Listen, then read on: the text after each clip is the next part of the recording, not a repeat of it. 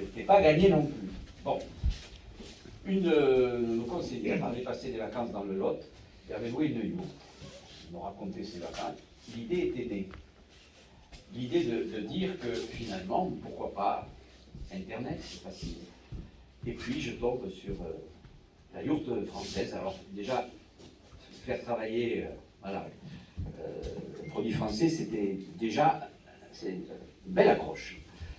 Et je vois que dans plusieurs écoles, plutôt dans le secteur de la Bretagne, vous aviez sévi, si je peux dire. C'est ça. J'appelle mes collègues bretons et leur demande, voilà, est-ce que tu es content, pas content, etc. Il me dit, au début, on m'a traité de farfelu. Ah bon. Et puis finalement, parents et enseignants veulent tous, même les enseignants veulent, monsieur le directeur, je ne commettrai pas d'impair. Je ne dévoirai pas l'argent que vous... Mais c'est vrai que certaines écoles, notamment en Bretagne, font la classe dans des groupes, bien sûr, un petit peu plus petites, je suppose. Mais nous avons donc dégagé une salle de classe, celle qui manquait, et nous avons donc pris la décision de pratiquer les activités dites à la haie, donc périscolaires, dans un autre lieu. Donc, je ne sais pas ce que vous en pensez, mais j'ai rien contre la société Algeco, bien sûr, mais c'est peut-être mieux qu'un Algeco. D'autant plus que l'Algeco a cette particularité de passer pour être... J'ai rien contre, je ne sais pas, je dis Algeco parce que c'est devenu plus commun, hein, de ne pas être pérenne, d'être provisoire. Or, ici, nous sommes bien dans une construction pérenne. Il faut quand même le préciser. Monsieur qui a bien fait l'article m'a expliqué qu'il y a même des restaurants d'altitude dans les Alpes qui ont été construits en 2005 et qui sont toujours en activité et qui prospèrent dans des conditions climatiques qui sont quand même extrêmes. Donc, nous voilà partis dans cette belle aventure. Et quand je l'annonce en conseil d'école, là aussi, il y avait quelques réticences. On m'a dit, mais ça ne va pas durer. Oh oui, et quand est-ce que vous faites une vraie école? Bon, ben écoutez, le résultat, il est là, c'est que aujourd'hui, tout le monde voudrait travailler dans cette yourte, et qui présente effectivement des avantages. Alors, je ne sais pas, bon, maintenant on est nombreux, mais quand vous êtes rentrés, la première fois, vous avez senti le bois. C'est un côté à la fois chaleureux, et vous avez quand même le confort d'une habitation, j'allais dire, classique. C'est chauffé, mais bien chauffé d'ailleurs. Moi, je trouve qu'il fait un peu chaud. Bon, voilà. Ce qui prouve que c'est bien chauffé, puisque en plus, il ne fait pas très chaud dehors. Donc, voilà. Voilà l'histoire de cette yourte, et qui remplit évidemment toutes ces belles fonctions. L'activité que nous avons périscolaire, vous voyez quelques productions artistiques de nos enfants. Moi j'aime beaucoup, et ça prouve qu'effectivement le dynamisme qui s'est instauré ici ne pose plus question. Je veux dire, je crois que nous avons même fait des élus. Bon, alors, après la réception, nous discuterons de pourcentage commerciaux. C'est normal. J'avais l'intention d'en faire une autre activité. Et sachant qu'en plus, et ça c'est vrai, je rigole pas, vous le savez ou vous ne le savez pas, nous allons entreprendre la rénovation et la restructuration du centre culturel et de la crèche, une crèche psychovalienne. Donc, le bâtiment va être fermé pendant quelques mois, presque un an, et d'ores et déjà, de nombreuses... Pardon ? On va pas les mettre là. On ne va pas tous les mettre là. Mais les activités associatives, en dehors justement des heures scolaires et périscolaires, ont lieu ici. Il y a même, bon, là, on l'a peut-être enlevé, mais il y a un piano, il y a... vous le devinez aussi, la méditation, le yoga, le qigong, les arts martiaux se déroulent dans cette yourte. Et d'ailleurs, vous m'aviez envoyé en voir une où se développent ces activités à Mozac. Je me souviens, j'avais été visiter celle de Mozac.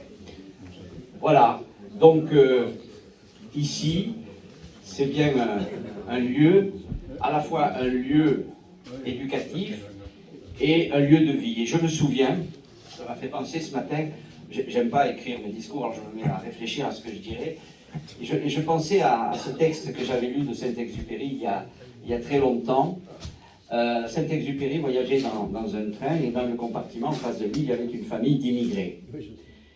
Il y avait un petit enfant, tout mignon, tout beau, mais en guenille. Et Saint-Exupéry, je ne sais pas si certains se rappellent de ce texte, parlait de celui qui, s'il avait eu une autre naissance, aurait pu devenir Mozart. Et ça a donné ce magnifique texte, Mozart enfant, Mozart assassine. Alors, il me vient à rêver que cette petite école de campagne, cette yourte, devienne une fabrique de petits Mozart. Je vous remercie.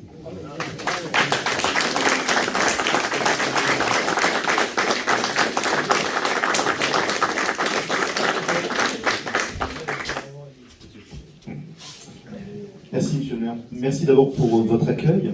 D'abord, excusez le président du conseil d'administration de la Caisse d'allocation familiale qui, pour des raisons personnelles, ne pouvait pas être là parmi nous aujourd'hui.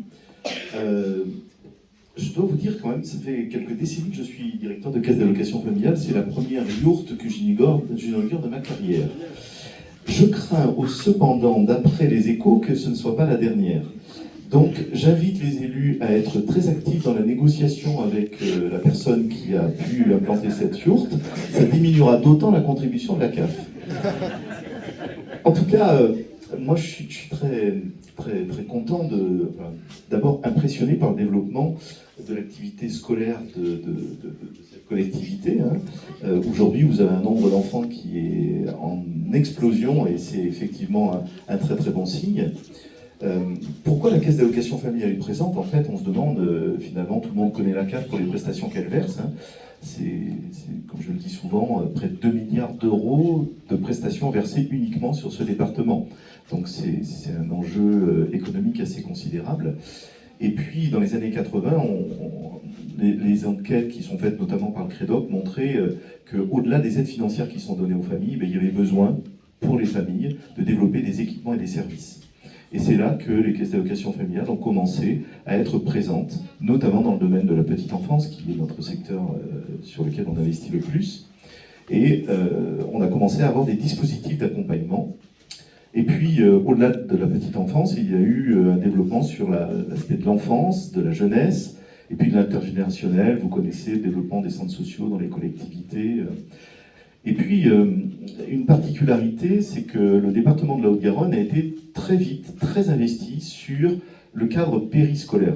Évidemment, comme vous l'a précisé, monsieur le maire, nous n'intervenons surtout pas dans le domaine scolaire, ça n'est pas notre champ de compétences. En revanche, avant l'école, pendant la pause méridienne ou après l'école, ça relève de notre champ de compétences parce qu'il y a une forte attente des familles, comme je l'indiquais, à avoir une solution de garde, d'accueil, avec des personnels de qualité, un encadrement de qualité suffisant, de telle manière que ces enfants puissent organiser leur vie dans la journée et prenant en compte les contraintes des parents qui travaillent.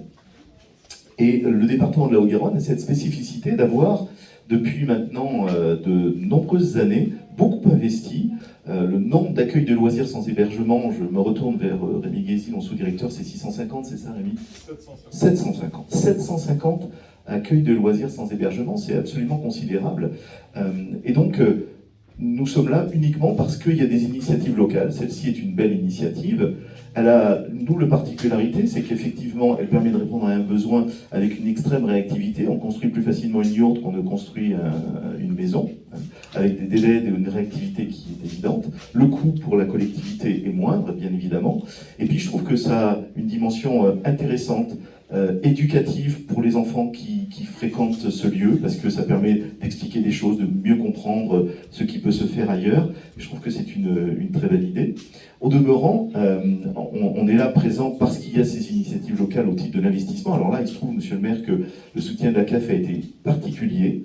Je ne sais pas si la CAF sera en capacité d'apporter un niveau de soutien aussi évident avec les autres collectivités. Ça, monsieur, c'est moi qui en déciderai, mais en fonction des moyens dont je dispose. Mais La difficulté, c'est que nous avons aussi d'autres domaines d'intervention. Et c'est vrai que je trouve que l'idée de pouvoir soutenir ce projet, c'est une manière pour nous d'être présents et de considérer que la place de l'enfant dans le périscolaire, ce sera effectivement quelque chose pour nous qui reste majeur. Et puis derrière, il ne faut pas oublier que le soutien au périscolaire, c'est aussi l'aide au fonctionnement, puisqu'on apporte un soutien pour le fonctionnement au quotidien des équipements. J'espère donc qu'il y aura d'autres yourtes, parce que s'il y a d'autres yourtes, ça veut dire qu'il y a aussi d'autres projets d'accompagnement périscolaire. Donc j'espère que dans le cadre de la négociation que nous avons aujourd'hui avec l'État, puisque nous négocions une convention d'objectifs et de gestion pour les 5 ans à venir, j'espère que les moyens nous seront attribués justement pour poursuivre cette dynamique. Je vais vous parler des aides données aux familles de l'ordre de 2 milliards d'euros par an. Eh bien, sur les collectivités, sur les projets, sur le développement des équipements et des services, on est à plus de 210 millions d'euros par an, en plus des 2 milliards versés, ce qui montre toute l'implication autour du soutien des collectivités, tant dans l'investissement comme aujourd'hui, que dans l'aide au fonctionnement pour les équipements et les services. Donc, merci pour votre accueil, merci pour votre invitation. Je suis très heureux de découvrir ma première yourte en tant que directeur de CAF.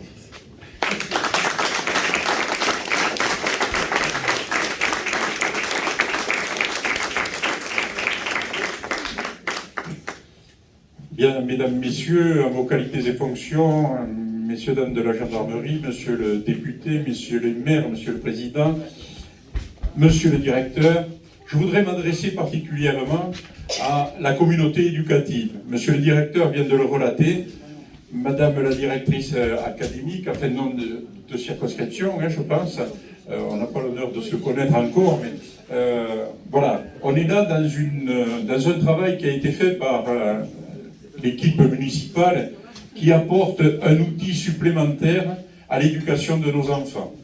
Et le conseil départemental, dont je dois excuser le président qui n'a pu être là aujourd'hui, mais le conseil départemental, pour lui aussi, c'est une première.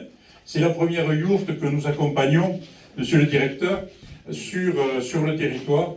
Et nous sommes fiers que des projets innovants, et pour moi, ça me paraît fondamental en direction de l'enfance, que nous soyons en tant qu'élus, en tant que force publique, en capacité que d'autres choses existent, que d'autres cultures existent, que d'autres techniques existent, que ce soit cette forme de yourte qui pour moi est une découverte, mais moi je pense beaucoup aux maisons de paille, construction en bois, lorsqu'on a besoin d'une salle supplémentaire sur nos écoles en particulier, et nos enfants sont très réceptifs à des technologies nouvelles, à l'environnement des milieux biosourcés, etc.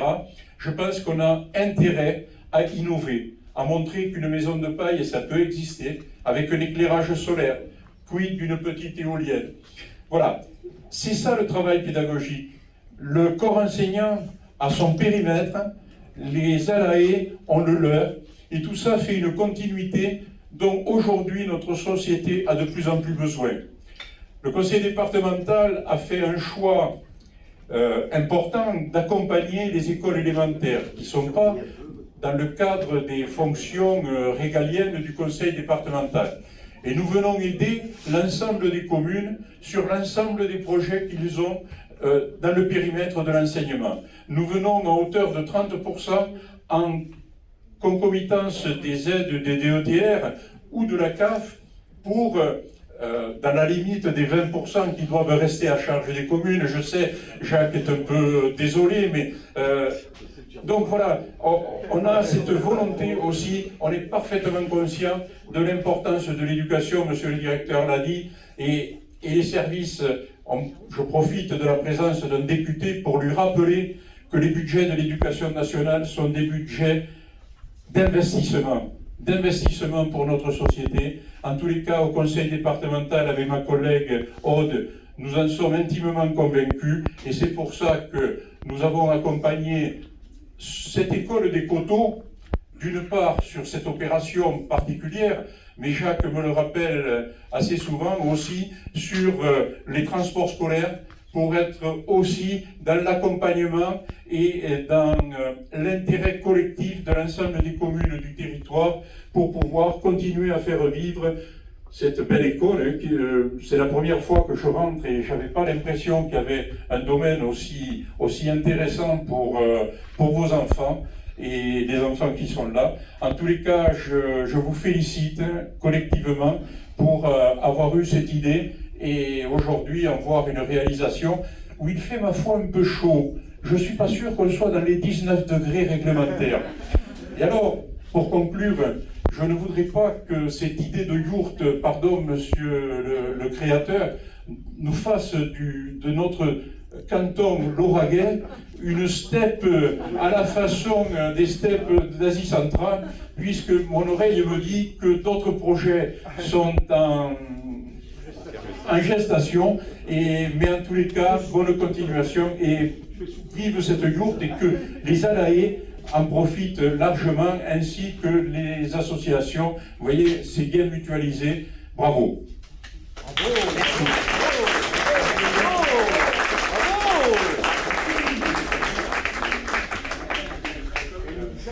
On m'avait interdit de lui donner le micro, c'est pour ça que je le fais. C'est comme la yourte, au début, il y a des... Merci Monsieur le maire, merci Jacques, Monsieur le député, Madame la conseillère départementale, Monsieur le conseiller départemental, Mesdames et Messieurs les maires, Monsieur le directeur de la CAF. Cela fait bien des années que nous cheminons ensemble pour que ce territoire bénéficie effectivement des appuis à nos politiques éducatives. Et je salue aussi votre directeur adjoint, Madame l'inspectrice de l'éducation nationale, Madame mon commandant,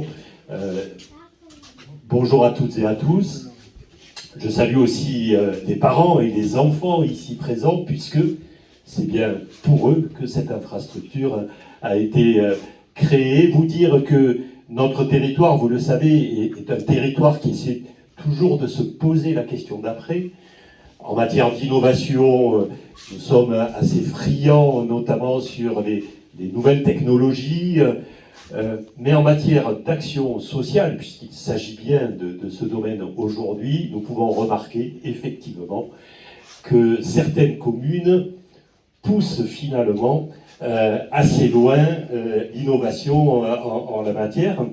La commune de Bigoulet, cher Jacques, a innové très tôt d'ailleurs, notamment en matière d'accueil de nouvelles populations, avec le BINBI, puisque la commune de Bigoulet a inspiré bien d'autres sur le territoire du Sicoval, et je crois qu'aujourd'hui s'inscrit pleinement dans les enjeux en matière d'accueil, tout en relevant le défi de la sobriété foncière. Aujourd'hui, nous en sommes effectivement à l'inauguration d'une yourte. Nous en avions parlé, nous ne pensions pas que tu oserais, et pourtant. Alors il y a une chose que nous partageons, au-delà bien évidemment de nos engagements et des valeurs que nous portons, ce sont aussi nos propres prénoms. Et vous savez que quand on s'appelle Jacques, tout petit, on est assez contrôlé avec notamment cette expression qui date du 19e siècle, qui est « Jacques ne fait pas le Jacques ». Avec justement cette attitude qui consiste à oser au-delà de ce qu'on pourrait imaginer comme acceptable, et je crois que cette yourte en est un bon témoignage, au-delà du fait que nous sommes ici sans doute dans le bâtiment le plus bas carbone du Sicoval. N'oublions pas effectivement que une telle infrastructure, avec son ossature au bois, y compris même jusqu'à son emprise au sol, puisqu'il n'y a absolument pas de béton, cette infrastructure est une infrastructure extrêmement intéressante, y compris par rapport aux défis climatiques. Voilà. Alors vous dire bien évidemment que je suis ravi, mais que essentiellement nous sommes ici dans un lieu propice à l'éducation, et vous savez combien aujourd'hui ces questions d'éducation nous interpellent, et à cet égard, je souhaiterais vous faire part d'une réflexion d'un philosophe d'actualité sur la valeur de l'éducation dans notre société. Seul un esprit éduqué peut comprendre une pensée différente de la sienne, sans devoir l'accepter. C'est Aristote qui nous disait ça. Voilà. Merci à toutes et à tous.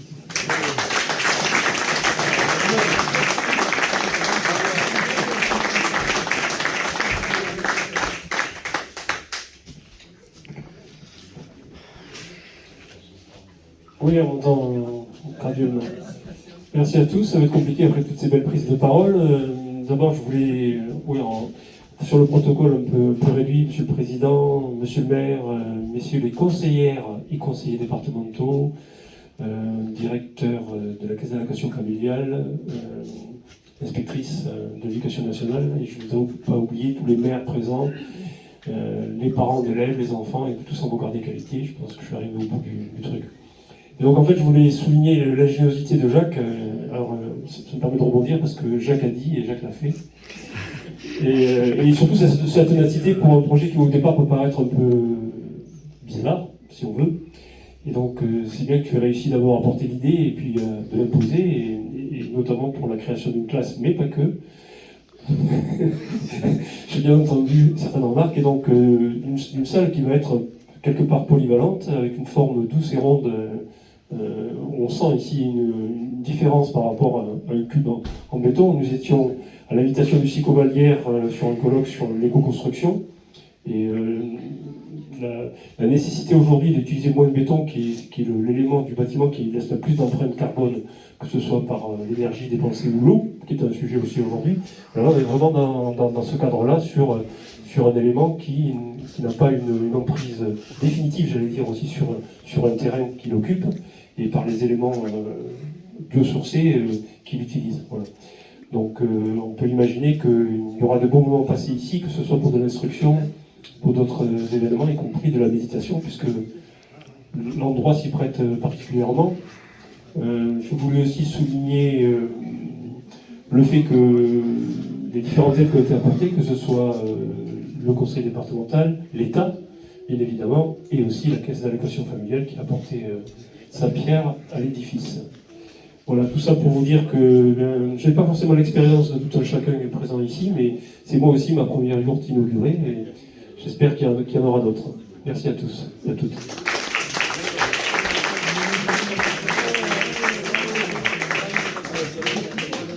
Je crois que c'est l'heure où on a soif. Hein? Donc, merci encore une fois à tous d'être là, et je vous invite donc au cours de